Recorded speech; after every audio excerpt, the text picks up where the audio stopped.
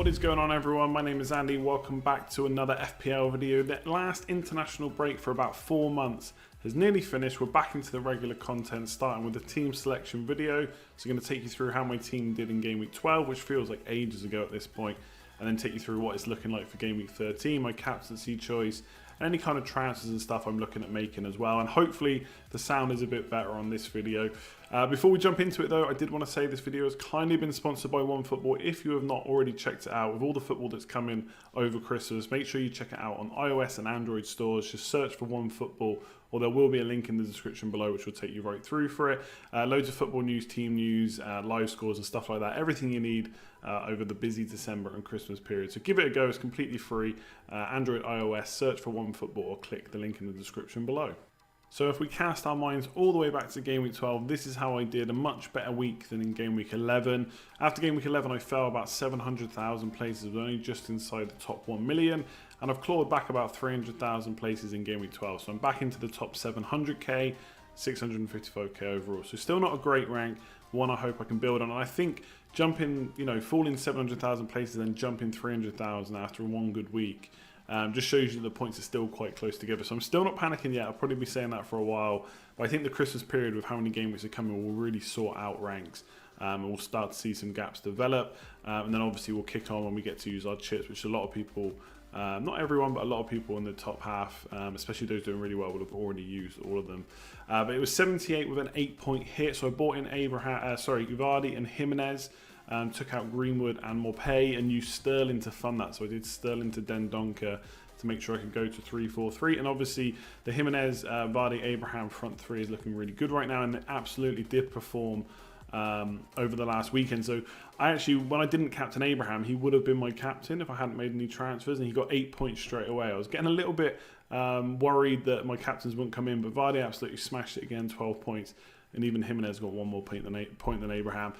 Salah as well did pretty nicely this week, but the other midfielders, nothing at all. Yarmolenko, another short appearance there, and he basically has to go this week. I'm going to talk more about that transfer in a minute. And in defence, Harry Maguire, I know he's been a bad transfer. I'm probably going to be stuck with him one more week. 2 points, just one goal conceded again. Man United really doing well in terms of goals conceded this year, but for FPL, we need those clean sheets, and they just ain't getting them. Trent again, another no clean sheet. Liverpool, I think they've only got 2 all season, which is pretty poor. Hopefully with the fixtures to come, they can improve that again. We'll talk about that in a sec. And Pope smashing it with 9 and Tomori 9. 3 bonus points for Tomori is awesome. 3 clean sheets in the last 6 games for him. Kante's back as well. Obviously the next fixture is tough, but it looks pretty good for him going forward. So a really nice week. 78 minus 8 is really good after the poor week I had the week before. And hopefully I can kick on from there. I've said that before, it's been a tough season so far in terms of me trying to get a consistent rank. But again, the Christmas period really does give you some scope to climb, because it's very hard to navigate. If you're not kind of switched on and checking every single game week, keeping an eye on the team news and stuff, it does come thick and fast. So fingers crossed and get upwards to the kind of top 100k over the Christmas period, and then finish strongly. So that's the current plan, but 655k, it's okay, but not great. So starting off with defence and goalkeeper as always, I think Pope obviously did really well last week with 9 points, which was decent enough. Probably hasn't got as many points as I would have hoped, and is a little bit behind the likes of Ryan, but it's only going to take a goalkeeper a couple of clean sheets here or there to catch up, given that the difference in points is not that high, and obviously the ceiling for these players is not that big either. So happy enough with Pope for now. But I think around game week 15, when Sheffield United's fixtures turn for a little bit, someone like Henderson could be good if you've got a spare transfer, but it's very difficult, especially with all these game weeks coming up, to find a spare transfer for a goalkeeper, but you never know. Harry Maguire in defence, I know, like I've already said, everyone thinks it was a bad transfer, and it was. I still think the fixtures were there to be getting some points from, but obviously I should have just got Lundstram in and got his 21 points against Burnley, but it didn't happen. And I know a lot of people will be looking at my team saying, you've got Maguire against Sheffield United away, Lundstram is a better option at home to Man United. There's a very good chance of a clean sheet, potential for attacking returns as well. But I already have another transfer in mind for my midfield, so if we say that I'm definitely going to do that anyway, then is Maguire to Lundstram worth a -4? I think that's a tricky one to say yes to. I know the attacking potential's there. I know he's got a double figure haul in him, but it wouldn't be kind of out of the question for Man United to score in that game. I know, again, Sheffield United are one of the best defensive teams so far this season. Man United coming to a bit of form. Martial, Rashford doing really well. perhaps there's potential for at least 1 goal there, which will get rid of the clean sheet. And Man United haven't conceded more than 2 goals all season so far in the league. So the chances of Sheffield United running riot, I would say, is quite low. So even if they do win the match, could happen. I'm expecting a quite low scoring game for that one. So I'm probably going to keep Maguire for now, just because I don't want to take the -4. But Maguire to Lundstram, definitely planned. If not the week after, then probably game week 15 when Sheffield United's fixtures turn. So in two, I think, again, Leicester, like Sheffield United, they're the two, I think they're the top 2 teams in terms of goals conceded. So obviously have to play him against Brighton away. Tomori has Man City, so I don't want to play him in that game. And Diop is Diop, so definitely don't want to put him on the pitch. So Soyuncu kind of gets in by default. I think ideally you wouldn't want to play 3 defenders with 3 away fixtures, but you can't have the perfect team every week, and you've got to make, you've got to prioritise your transfers like I talked about last week. And there's no priority for me to get rid of any of these boys. So Soyuncu stays, Brighton away. I think tricky enough fixture. Trossard looks to be injured again, which is going to hurt Brighton. Morpay obviously doing pretty good up front. But I think Leicester have got a shut out there. So definitely got to play him. And should have had an assist in the last game as well.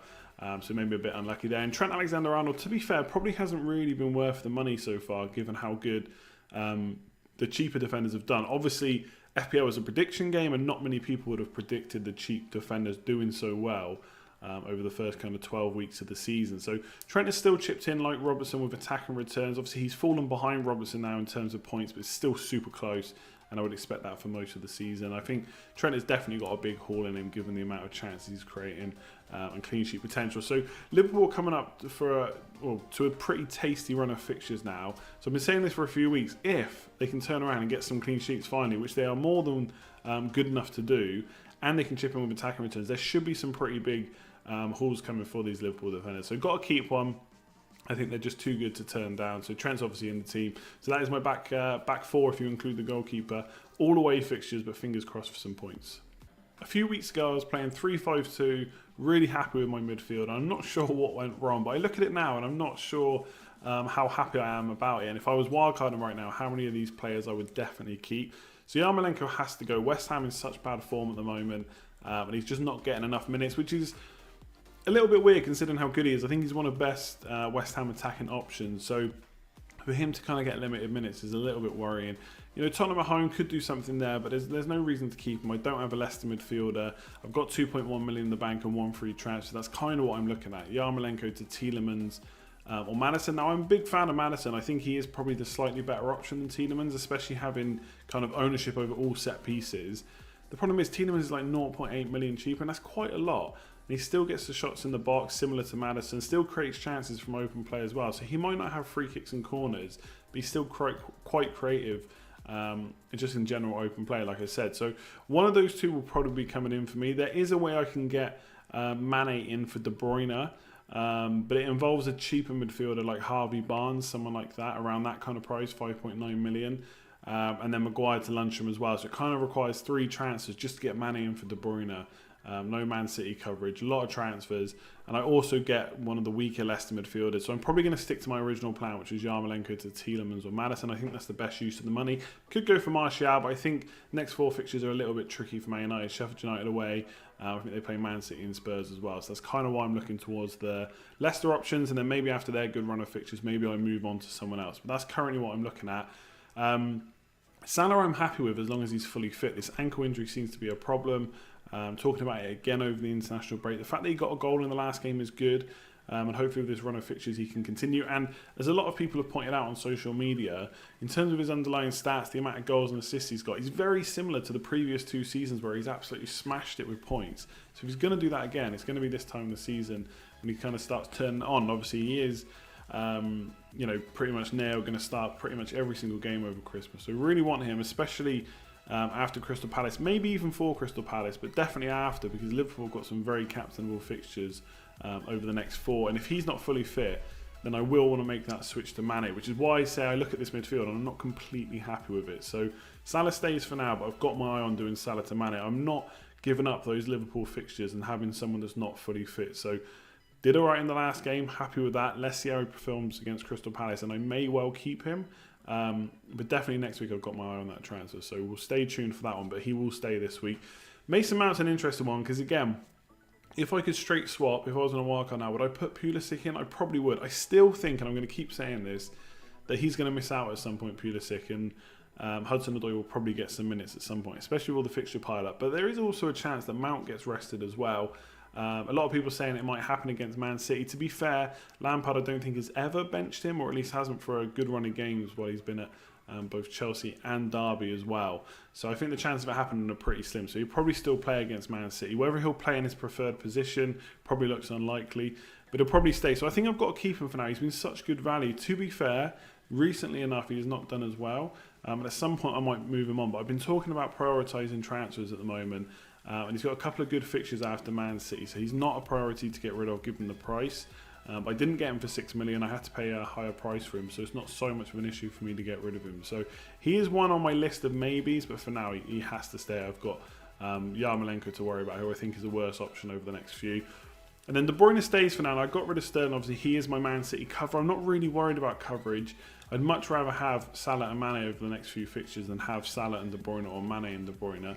But there's nothing to say they can't do well against Chelsea. I think as much as I've taken Sterling out because I'm not going to captain him, I still stand by that. I don't think I would captain him this week. He probably is one of the better captaincy options. And Chelsea, I don't think they're going to get battered, but I think they're there for the taking from Man City. Obviously, Man City are going to be hurting from that Liverpool game as well, so that could be a cracker, could be a lot of goals in that. But again, De Bruyne stays for now. I'm not completely happy with him, but I think he's the kind of player that can quickly turn that around and make me be happy to own him once again.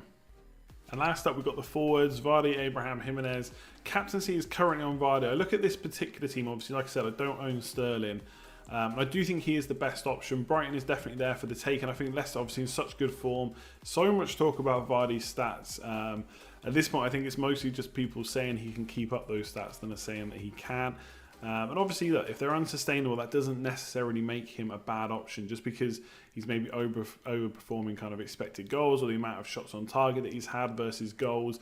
That doesn't mean he's a bad option. He might take lots of shots and only get 1 or 2 goals here or there, but he can still prove good value at 9.5 million, especially with the fixtures they have coming up. He has everything. Penalties, form, fixtures. There's not really much more to dislike about him. So Vardy is definitely in, and he's going to be my captain this week. There is a slight chance I put it on Salah, and I think Crystal Palace away is probably not a bad a fixture as it has been in previous seasons, but I still have that worry that Hodgson can really organise his teams when he wants to. And he's going to sit deep in that game. He's going to want to defend against Liverpool. He's not probably going to want to take the game to them, even though they're at home. So that one is a little bit of a worry for me. But Salah or Mane could be good options, but I'm probably going to stick with Vardy. Jimenez against Bournemouth, decent fixture. And Abraham versus Man City, same as Mount. I'm not expecting too much this week, but I can't just sell a player every time they have a bad fixture. Good fixtures after this. He's in great form, almost as good as Vardy, to be honest, this season. So he has to stay. So I'm really happy with that forward line. I think there's a lot of away fixtures this week. Only De Bruyne and Yarmolenko have home fixtures currently, and Yarmolenko will probably switch to a Leicester midfielder, so that'll be another away one. You can't always have it all, and it doesn't always mean they're obviously not going to score points. Home games tend to be better, but it doesn't always work out like that. There's plenty of times where players perform in away games. So overall, I'm pretty happy with the team. I think longer term plans, obviously once Yarmolenko turns into Tielemans or Maddison, I've got Maguire to Lundstram. Whether I will do that next week, I don't know. I think Maguire's got Aston Villa at home and Lundstram's away to Wolves. So I'm not sure, again, that's going to be a switch I want to make. That is then pretty much the 4 fixtures that I got Maguire in for. And at that point, I'm happy to sell him. I've lost money on him. He's gone down to 5.3 million. They're not getting the clean sheets. He hasn't scored more than 6 all season. Hoping for a goal, obviously, but it's just not come. And obviously, you can't predict centre-back goals. So it will go down as a bad transfer unless he can get 2 clean sheets over the next 2 games. And I think it's possible, but probably clutching at straws a little bit. So longer term plans, Maguire to Lundstram. Whether I do that next week or the week after, I don't know. And then next week, I've not really got a transfer to make, so I may even hold. I'd like to get to 2 free transfers again and start maybe rolling them. So when I do get stuck over Christmas, I've got 2 to rely on. But even possibly next week, if Salah looks off it or there's more reoccurrence about his ankle injury, more worries of that, and I don't want those concerns, then I will make the Salah to Mane switch. But this week, Yarmolenko to Tielemans and Maddison, said that quite a lot now. Vardy captain, and then I think I'm pretty set. So that is it for this video. Thanks very much for watching. As always, it feels good to be back. And it's a bit weird saying that because I've done 3 videos over the international break already before this one, which if you haven't already checked them out, make sure you do. There's a podcast with Planet FPL, a wildcard draft video, and a best fixtures video as well.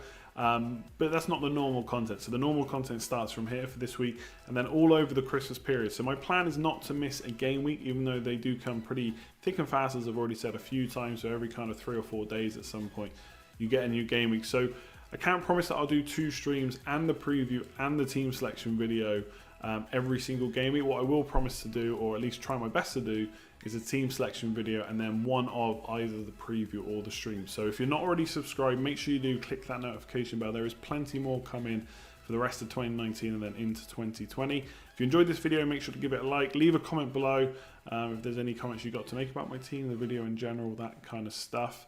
And if you haven't already checked out OneFootball, link in the description below, or check out OneFootball on the Android or iOS stores. Otherwise, I'll leave it there. I'll see you tomorrow for the preview. Thanks very much for watching. See you later.